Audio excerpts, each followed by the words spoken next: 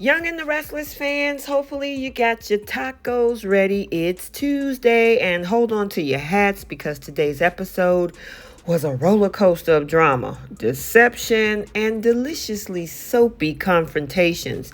I'm going to give you a few highlights and then we'll dive deep into this episode. First, we see Victoria wants Claire to be named a Newman. Jack confronts his nemesis, Victor, and Adam lies to Sally about what happened in Baltimore, as well as Chelsea is deflecting. So without any further ado, let's go ahead and unpack this Genoa City drama for July 9th. We kick things off over at Society where we got Nikki, Victoria, and Claire having some breakfast. Now, Victoria can't help but badger her daughter, asking if she's all right. Now, Claire reveals that she ran into Grandpa Victor, who was in protective mode, as usual, trying to dissuade her from pursuing a relationship or even anything with Kyle. Now, Nikki and Victoria exchange knowing looks that Victor's hatred for Jack Abbott runs deep and he'll use any excuse to meddle. But Claire insists that she and Kyle are just friends, though the sparkle in her eyes says otherwise. Meanwhile, over at the Abbott estate, Jack, looking haggard, admits to Diane that he never slept after that whole colossal fight with their son Kyle. He goes on talking about how somebody dropped a major wad of cash to swipe Tucker's company from up under him, and now their son and Audra are co-CEOs of Glissade. Now, Diane is rock, and this means that they'll be squaring off against family in the business arena. As they rush to the office for damage control, Diane wonders just how much their son actually hates them. Speaking of Kyle, over at the athletic club, Audra and Kyle are basking in the glow of their new roles. Now, Audra is speaking about how her phone is blowing up after everything has been announced, and Kyle also talking about how he informed Jack of their Glissade takeover. Audra, though, questions his strategy, but Kyle, cocky as ever, is confident that his dad can't touch him. Now, Audra, sipping her coffee with a knowing smile, seems to agree, and it is game on once the Abbotts catch their breath.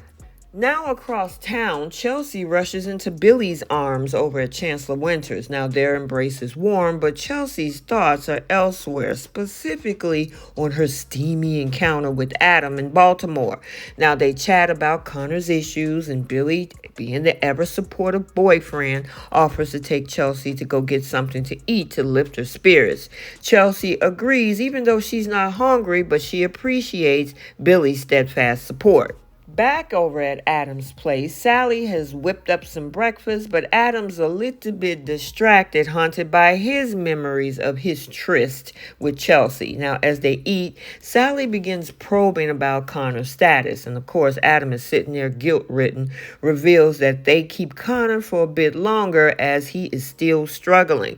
Now, Sally senses something is a little bit off, but Adam deflects, claiming that he's just a little distracted. Of course you are, Adam. Now, Sally's concerned, but Adam assures her that, look, we're fine, Chelsea's fine, despite the storm clouds that's actually gathering. Later, we see Kyle and Audra run into Victor over at Chancellor Park. Now, Kyle is bragging about informing Jack about the new venture. They talk about how Audra needs to work in Paris and Kyle can stay right here and watch everything in Genoa City.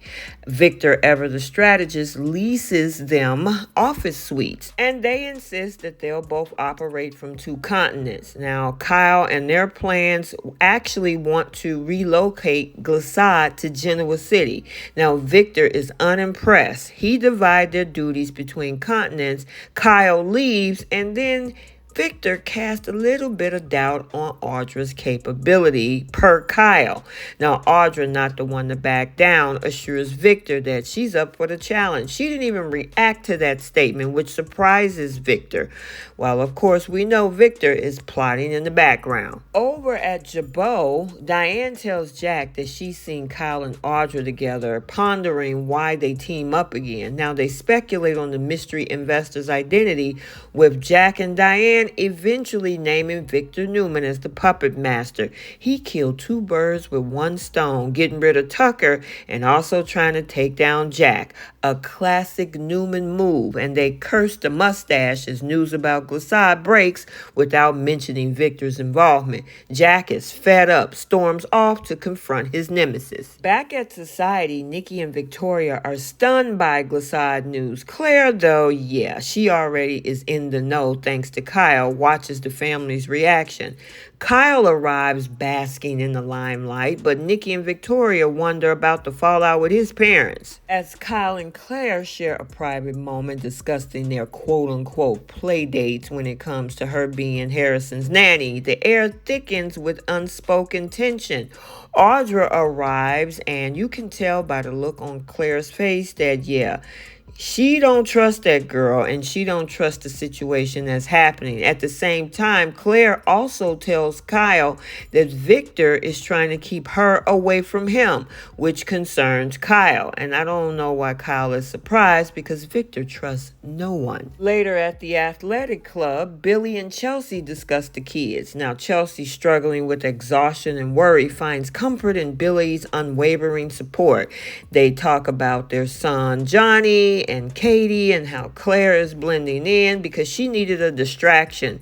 However, when it's time to eat, she don't want to eat. She realizes that, you know what, I need to go home and get some rest. Billy offers to take her home and help her rest, solidifying his role as her rock. And here comes Kyle dropping by Jabot, where Diane's icy reception doesn't faze him at all. They have a sparring event over corporate strategies, but Diane's heartache is definitely evident. She loves her son, but his action is cutting deep. Now, Kyle, dismissive of her unconditional love, vows to outmaneuver them, leaving Diane devastated. And finally, the showdown we've been waiting for. Jack barges into Victor's office, finger pointing and fury blazing. My family is off limits. You come for me.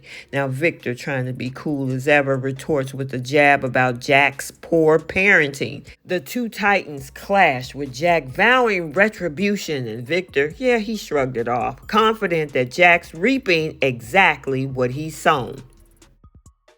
Okay, so there you have it. Yes, we had a day of explosive confrontations, simmering tensions, and the intricate dance of alliances and betrayals that only Genoa City can deliver. Let's get the conversation started down in the comment section. What do you think about Victoria wanting Claire to be named officially a Newman? Jack and that huge confrontation with Victor, talking about Clash of the Titans. And then we see Adam lying to Sally about what went down in Baltimore, and look like at the same time we got Chelsea deflecting. And yeah, this is going to be interesting to say the least. Let me know your thoughts. Also, make sure you check out the bold and the beautiful recap for today, as well as for Taco Tuesday in LA. It looked like we have a touching family moment unfolding as Steffi, Thomas Paris, and Douglas come together. And on the other hand, Finn steps up to offer Hope a helping hand, aiding her in this whole situation on how she's confused about her feelings toward Thomas. Make sure you like, comment, and subscribe. Turn on your notifications so you're notified every time a video is posted. And until the next one, we'll see you all soon. Bye, guys.